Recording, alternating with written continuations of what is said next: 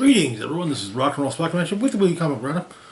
We've got a decently sized chunk of DC books this week, so, well, we're at about the halfway point, so let's get started. Kicking things off for this video, we've got The Question, All Along the Watchtower, number 2. Continuing the Question miniseries.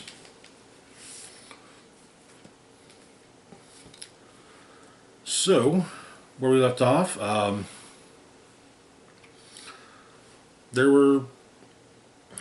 it seemed that actually one of the Challengers of the Unknown, who were the support staff on the Watchtower, was at least potentially lethally injured. And Renee Montoya, the Question, is the security chief, the chief of security aboard the Watchtower, so it obviously would fall under her purview. The issue opens with Animal Man and Mr. Takitani in the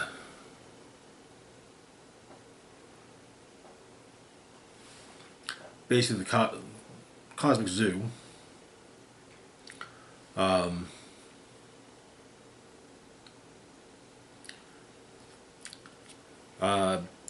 Tawny is explaining to Animal Man that something has escaped.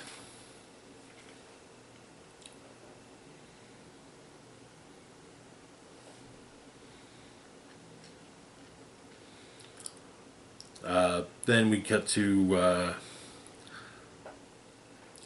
Renee's quarters. Apparently, Renee's quarters on the Question's quarters on Watchtower are the scene of crime that the potentially lethal attack on one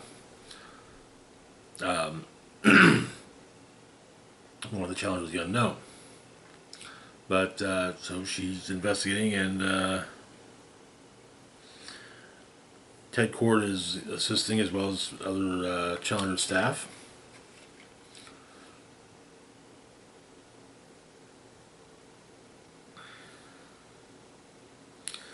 He was, and there's some security footage that Ted shows to Question. The missing specimen from the basically Watchtower Zoo is apparently it perpetrated the assault, and was led into Renee's quarters, apparently, by Batwoman.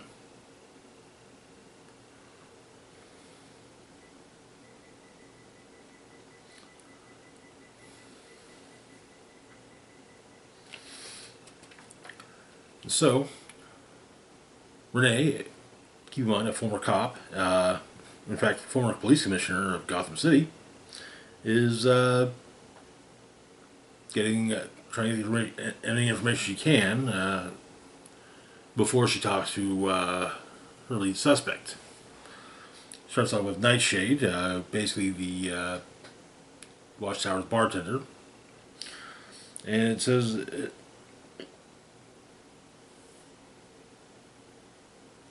And she says that apparently right around the time that Renee was facing Conduit, Batwoman seemed jolted, as if she remembered she left the oven on or something. Got up, and split, and left fast, didn't even pay her tab.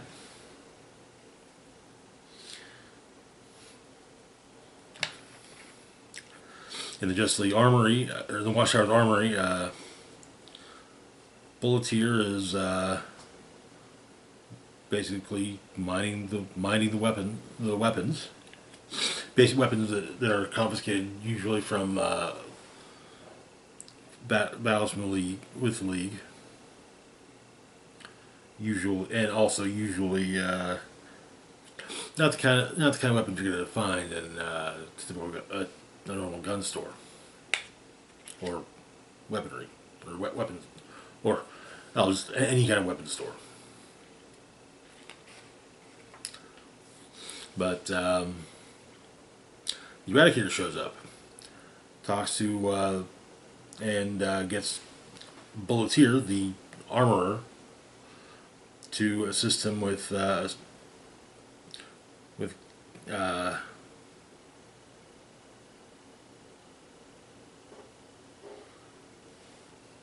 it's just basically a Green Lantern ring. But Renee catches up with Batwoman, who is visiting Ken Kawa, the member of the Challengers of the Unknown, that was assaulted in the med bay.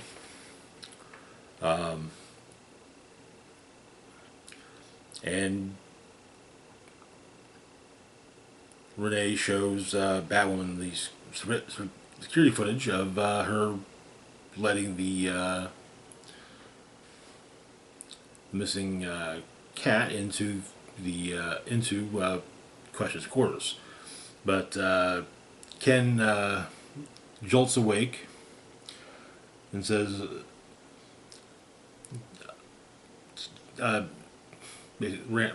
rambles, inside, he's inside it all. The Watchtower, trying to control me. He wants it. He wants me to give him something. He's coming. He's coming here. The Atom Project. He wants the secrets. He wants it all. I won't let him have it. And then Eradicator shows up with the Green Lantern ring and tries to use it to at least take down Ken and Renee and Batwoman.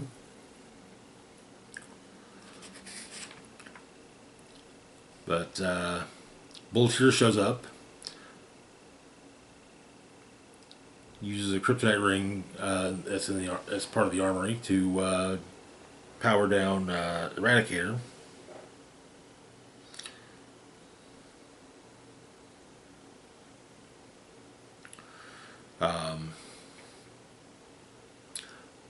Batwoman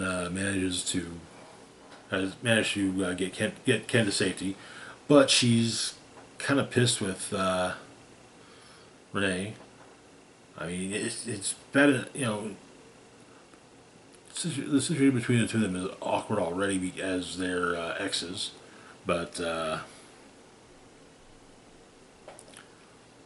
she basically just showed her the video footage, but not even asking about what happened. So, but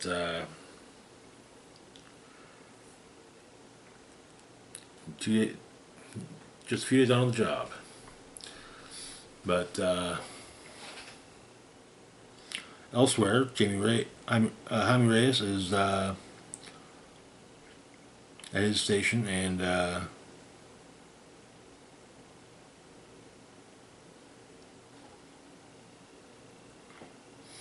he's got to help Ted with something.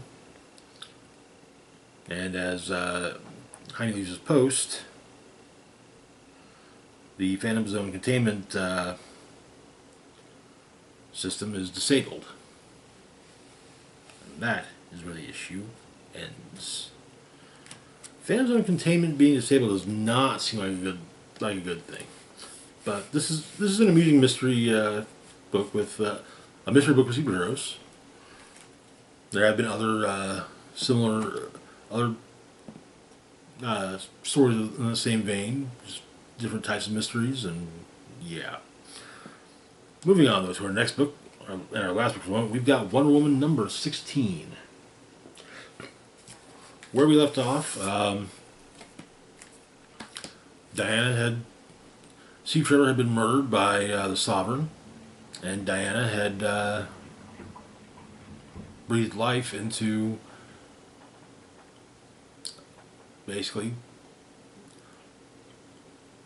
who is basically their daughter, the future hero Trinity. So in this issue, while it's narrated by the Sovereign speaking with Lizzie in the future at a future date, largely focuses on Detective Chimp. So Detective Chimp goes to speak with the Sovereign.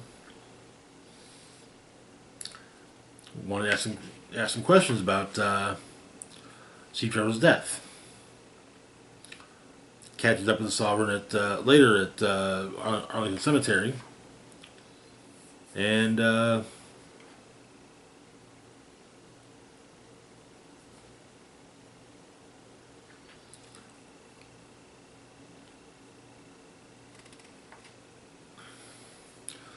later also at the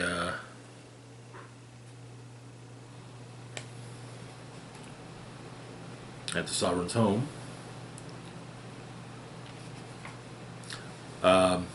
However, the Sovereign has tasked Circe with creating, duplicating one of Steve Trevor's uniforms, as that the Sovereign said that's why he spoke. That was why him and Colonel Trevor had spoken, wishing to buy one of he wished to buy one of the Colonel's uniforms. But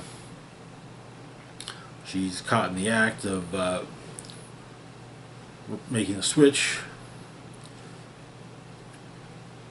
and Detective Chimp gets some backup from Circe, or from the Spectre.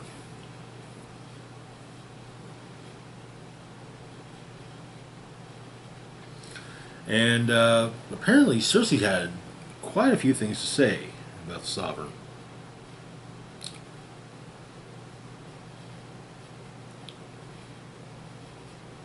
Apparently the Sovereign should be addressed not as Mr. Charles, but as the Sovereign.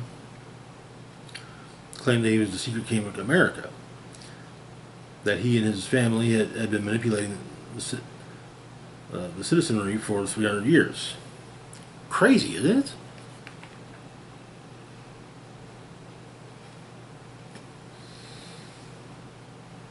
But after this appearance, after his most recent appearance at the Sovereign's home, he is asked to leave and does so.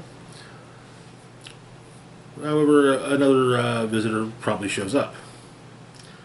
Clark Kent of the Daily Planet.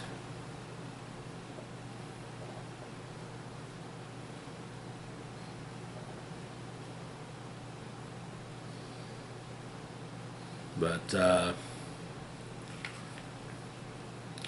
Sovereign has been brought down, and over the course of the issue is also when the Wonder Girls basically stole the Sovereign's fortune. There's a backup. That's where the primary story is. There's a backup story starring longtime Wonder Woman supporting character Jimmy Olsen.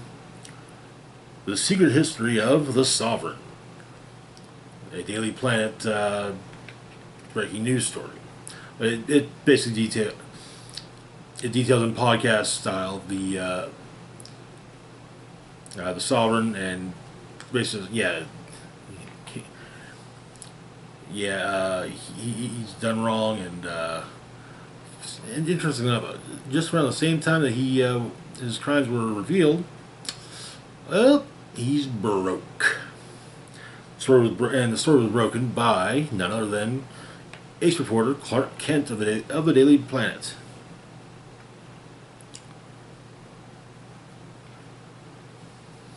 as well as a secret sister, but of the Sovereigns, and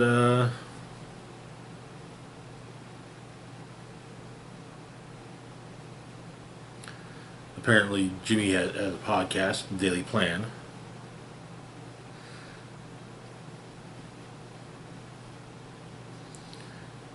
It's really super. But anyway, that is where the issue ends.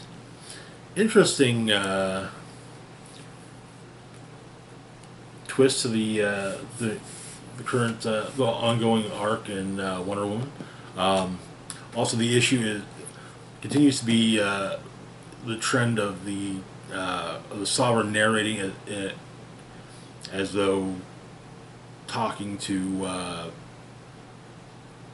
Lizzie, who Wonder Woman and Steve Trevor's daughter, who ends up becoming the hero of Trinity in the future. Anyways, that's it for now. As always, feel free to like, share, and subscribe. Links to my Facebook, Blue Sky, Instagram, Mastodon, Twitter, Patreon, and PayPal can be found in the description box down below. This is Rock and Roll Spock signing off, saying, live long and rock hard.